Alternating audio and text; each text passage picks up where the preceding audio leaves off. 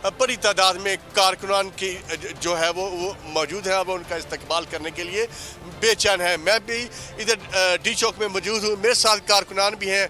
आप भी आंसू गैस के इस शेल से जिस तरह मैं मुतासर हुआ है? जी सर, बहुत जो है ना ज़्यादा तकलीफ़ें पहुँची, आँखें को बहुत ज़्यादा जो है ना इधर शेलिंग की जिसकी वजह से हम बहुत ज़्यादा मुतासर हुए हैं। लिहाजा जो है ना देखें मेरा नाम तारिक है और मैं जतोई तारिक गजलानी मेरा नाम है। मैं जतोई डिस्ट्रिक्ट मुजफ्फरगढ़ जतोई तहसील से आया हुआ हूँ।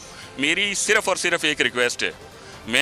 आप ये देखें कि जिस तरह से ये शेल्स फायर किए जा रहे हैं, ये वो शेल्स हैं जो कि एक्सपायर्ड शेल्स हैं। ये ह्यूमन राइट्स के भी वायलेशन है।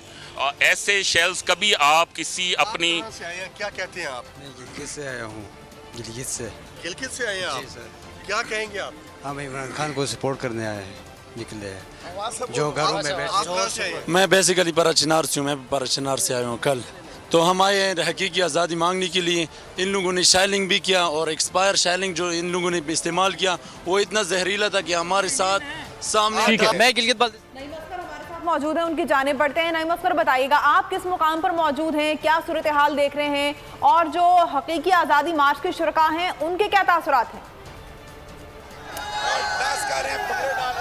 भरपूर तरीके से जश्न मनाया जा रहा है, जश्न का माहौल है।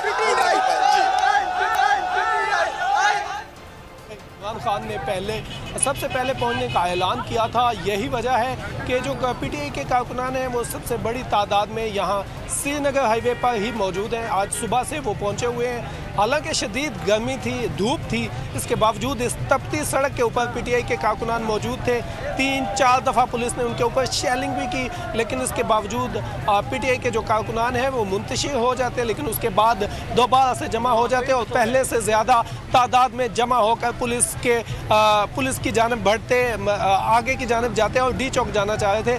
बिलाखिर पुलिस को पसपा होना पड़ा और पीटीआई के कारकुनान की एक बड़ी तादाद यहाँ से होती हुई वो डी चौक की जानिब रवाना दमा है। इस वक्त भी पीटीआई के जो कारकुनान की एक बड़ी तादाद श्रीनगर हाईवे के ऊपर मौजूद है। हमारे रकम में पीटीआई के कारकुनों की एक बड़ी तादाद मौजूद है, जिनमें बच्चे भी हैं, ख़वातीन भी हैं और मर्द तो हैं ही।